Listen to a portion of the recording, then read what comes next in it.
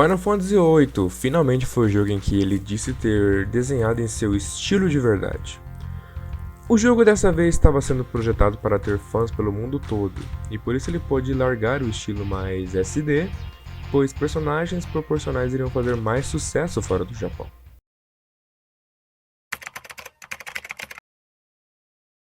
Ok, precisamos fazer com que esse novo jogo tenha apelo mundial. Eu tenho uma ideia. Ele parece um motoqueiro, é uma tribo urbana famosa na América. Boa ideia, mas será que é o bastante? É. Dá pro gasto. You son of a bitch. Com o setting escolar decidido pelo fato de ambos Final Fantasy 6 e 7 serem jogos com ambientação extremamente sombrias, Yoshinori Kitase, diretor do 8 e dos dois jogos, teve uma ideia para uma história mais leve. Concordando, Nomura fez o seu design a partir dessa decisão, dando aos personagens um apelo bem mais de dias atuais do que um futuro cyberpunk. Nesse ponto, Nomura já tinha desenhado para Parasite Eve, já mostrando que consegue fazer algo nesse estilo, mas fora a Ava e talvez a Eve, não há nenhum design outro feito por ele que nos chama a atenção no jogo.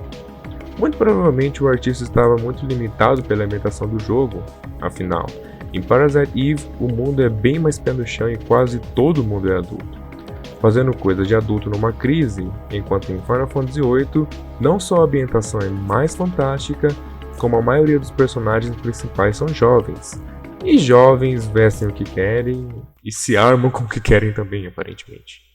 Foi aqui que começamos a ver o seu gosto por visuais mais urbanos, mesmo em situações mais fantásticas, contraste que veríamos com mais intensidade para mais para frente. Como eu disse, o próprio protagonista Squall usa uma jaqueta de motoqueiro e apesar de ter um rosto e atitude bem... emo. Whatever. Essas referências mais explícitas a tribos urbanas que temos hoje, coisa que se repetiria em futuros trabalhos por bem ou por mal. Fora isso, não sabemos o que mais dizer da arte dele em Final Fantasy VIII. Além de não conhecer tão bem os personagens desse jogo, quanto o resto dos personagens desse vídeo, a maioria dos designs não são tão distantes do que nós vemos na moda hoje em dia. Então sentimos que não conseguiríamos falar muito além do óbvio. Mas ei, é legal.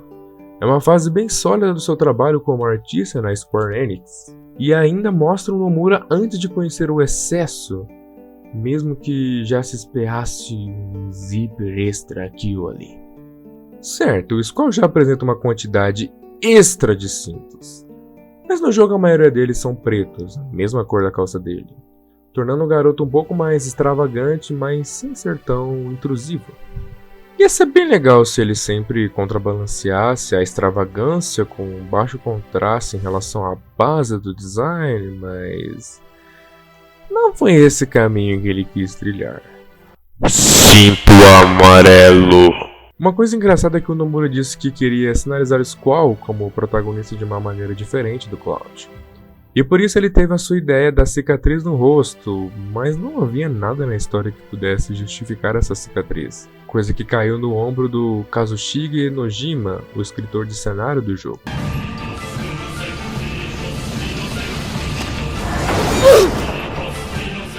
Outro pequeno fato interessante sobre um dos designs desse jogo é que a feiticeira Edea é um design que o artista fez há mais de 3 anos antes de Final Fantasy VIII, antes mesmo de Final Fantasy VII ter sido lançado, e ela foi inspirada no estilo de Yoshitaka Amano, que como muitos já devem saber, é o maior artista conceitual de personagem da série antes do Nomura assumir esse posto.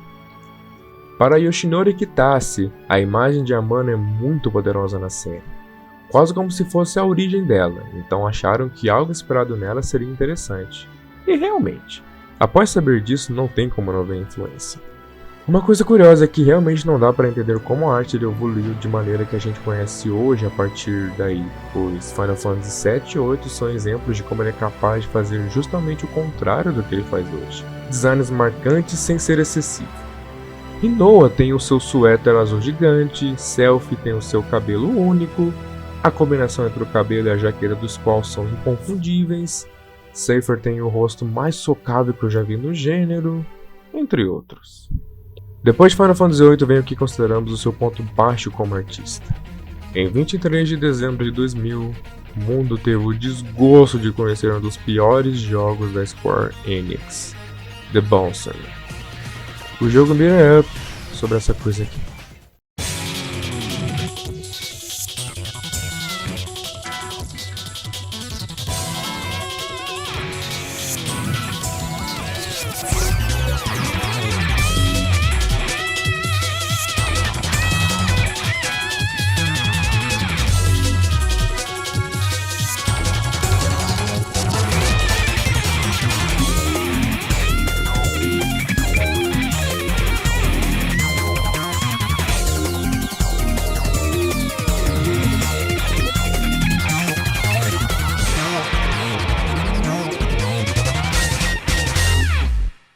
The Bouncer.